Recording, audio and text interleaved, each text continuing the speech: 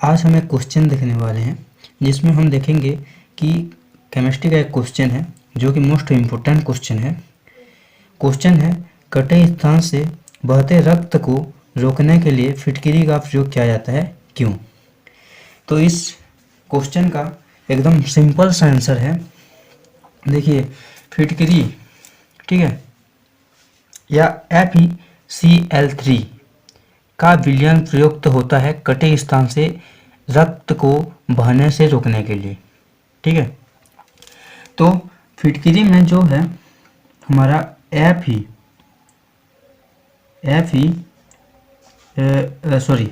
फिटकिरी में Al3+ होता है।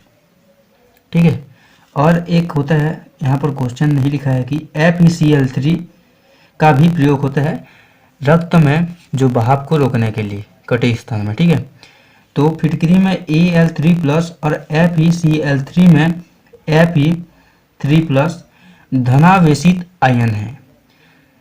रक्त में एल्बुमिनॉइड के कण ऋणावेशित कोलाइडी कण हैं।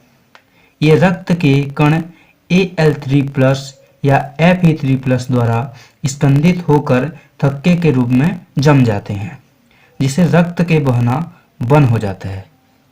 अर्थात यानी एल्बुमिनॉइड के जो कण होते हैं वो ऋणावेशित कोलाइडी कण होते हैं। ठीक है, जो रक्त में एल्बुमिनॉइड के कण होते हैं, जो रक्त में कण बहते हैं, वो ऋणावेशित होते हैं। जो फिटकिरी से Al3+ और FeCl3 में Fe3+ जो कि धनावेशित हैं, उनसे स्कंदित हो जाते हैं और थक्के के रूप में जम जाते हैं, जिससे रक्त का बहना बंद हो जाता है।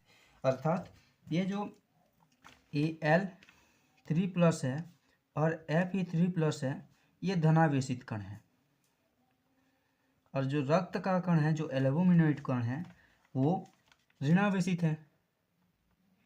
अर्थात Al3+ से और Fe3+ से जो रक्त का कण है वो स्कंदित हो जाता है और थक्के के रूप में जम जाता है, जिससे रक्त का बहना बंद हो जाता है।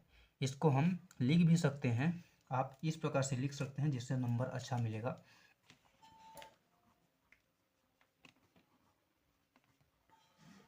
फिटकिरी में Al3+ व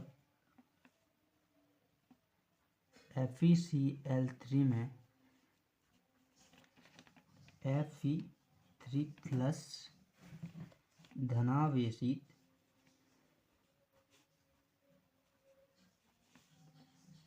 आयन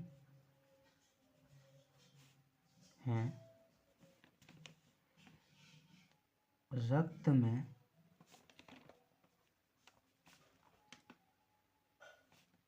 एल्बुमिनॉइड के कण ऋणावेशित कोलाइडी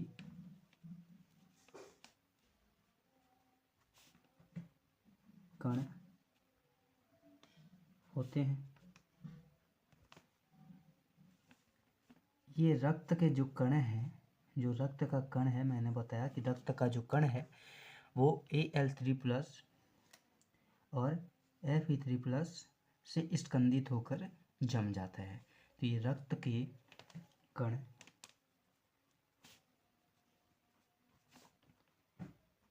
Al3+ व Fe3+ द्वारा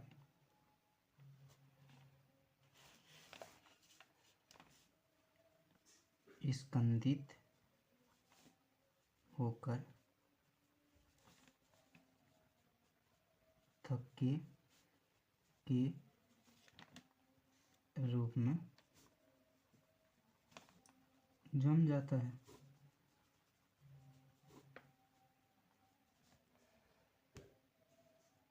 और जब जम जाता है तो रक्त का बहना बंद हो जाता है, जिससे